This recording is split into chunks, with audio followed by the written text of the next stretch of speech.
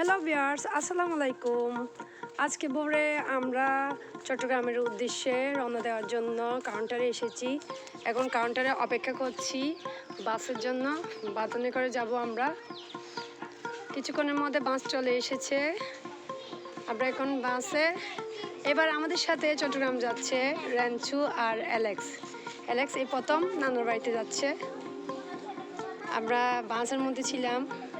রেঞ্চু ঝুড়িতে আছে, অ্যালেক্স আমার কোলে।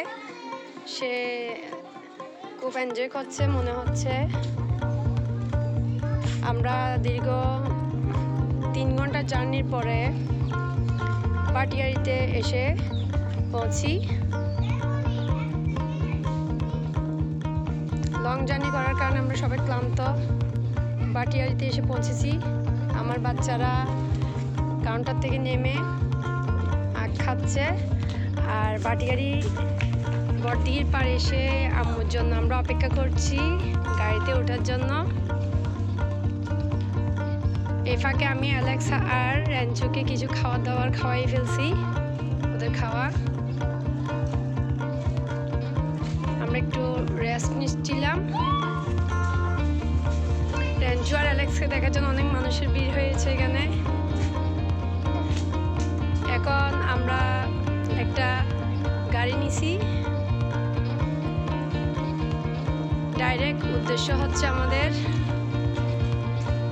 যাওয়ার গন্তব্য পটিয়া। পটিয়া হচ্ছে আমার নানার বাড়ি। দীর্ঘ 8 বছর পর আমি পটিয়াতে যাচ্ছি।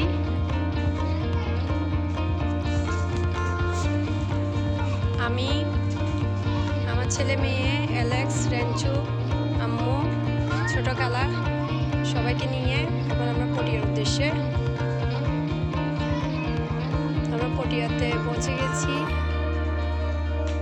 আমার মেয়ে রেঞ্চুকে আর অ্যালেক্সকে নিয়ে বাড়ির আশপাশ ঘুরে দেখছে।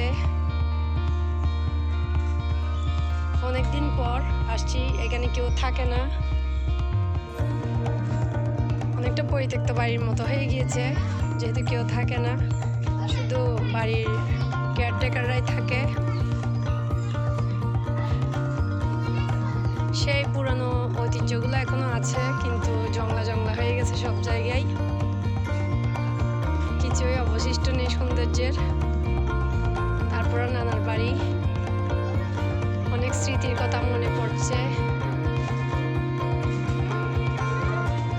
আশপাশের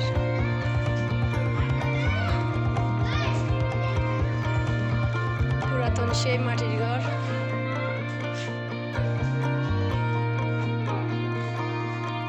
ধন্যবাদ সবাইকে ভিডিওটি দেখার জন্য।